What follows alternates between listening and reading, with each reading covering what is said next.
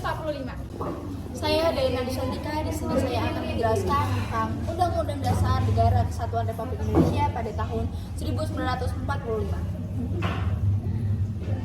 Bagaimana mendeskripsikan Undang-Undang Dasar Negara Kesatuan Republik Indonesia pada tahun 1945? Undang-Undang Dasar 1945 merupakan sebuah aturan dasar mengenai peraturan negara dan sumber hukum tertinggi yang berlaku di negara Republik Indonesia. Oke, selanjutnya saya Ayu Gusna Pratiwi akan menjelaskan bagaimana peraturan perundang-undangan tersebut dirumuskan. Perumusan Undang-Undang Dasar 1945 dimulai dengan kelahiran Dasar Negara Pancasila pada tanggal 1 Juni 1945 dalam sidang pertama BPUPKI. Perumusan UUD yang real sendiri mulai dilakukan pada tanggal 1 Juli 1945 dengan dimulainya sidang kedua BPUPKI untuk menyusun konstitusi UUP 1945. Diberlakukan secara resmi sebagai Konstitusi Negara Indonesia oleh PPKI pada tanggal 18 Agustus 1945. Pemberlakuannya sempat dihentikan selama 9 tahun dengan berlakunya Konstitusi RIS dan UUPS 1950.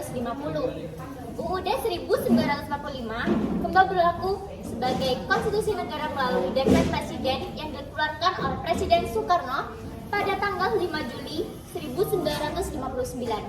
Setelah memasuki masa reformasi, UUD 1945 mengalami 4 kali perubahan atau amandemen dari tahun 1999 sampai 2002. Baiklah, saya Kian Widara akan melanjutkan materi mungkinkah ada perubahan yang terjadi pada peraturan perundang-undangan tersebut.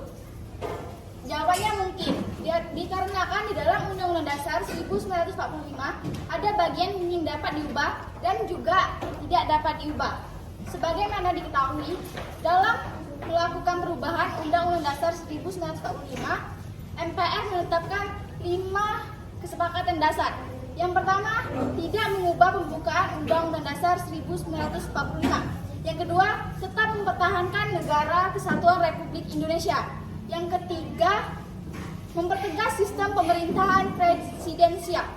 Dan yang keempat, penjelasan Undang-Undang Dasar 1945 yang memuat hal normatif dimasukkan ke dalam pasal-pasal.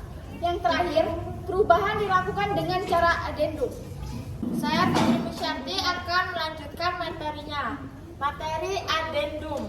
Adendum kontrak adalah perubahan atau penambahan klausul pada kesepakatan pokok. Penambahan adendum dapat dilakukan meski jangka waktu perjanjian belum berakhir. Saya Tasya, di sini saya akan melanjutkan materi peraturan perundang-undangan. Di sini ada fungsi dari peraturan perundang-undangan. Yang pertama itu ada mengatur peraturan di Republik Indonesia. Yang kedua adalah dapat mengarahkan warga negara Indonesia ke kehidupan yang tertib dan damai sehingga kehidupan yang sukses muncul. Yang ketiga ada masing-masing warga negara Indonesia mempunyai hak dan kewajiban untuk warga negara Indonesia. Yang keempat atau yang terakhir adalah menjelaskan bahwa negara Indonesia adalah negara merdeka dan tidak dapat dijajah oleh negara lain. Baiklah, saya Yinggi Ciristia Fasya akan membahas materi tata cara perubahan Undang-Undang Dasar Republik Indonesia tahun 1945 yang benar adalah yang pertama itu usul perubahan pasal-pasal Undang-Undang Dasar dapat diagendakan dalam sidang Majelis Permusyawaratan Rakyat apabila diajukan oleh sekurang-kurangnya 1 atau 3 dari jumlah anggota Majelis Permusyawaratan Rakyat.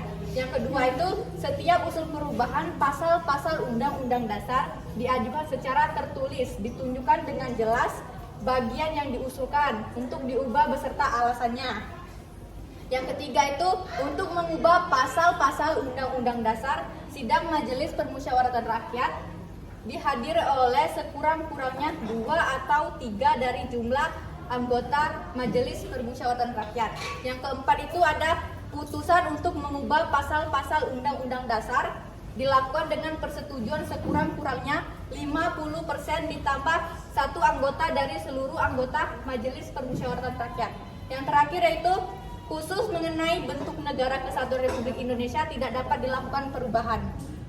Sekian presentasi dari kelompok kami akhiri. Wassalamualaikum warahmatullahi wabarakatuh.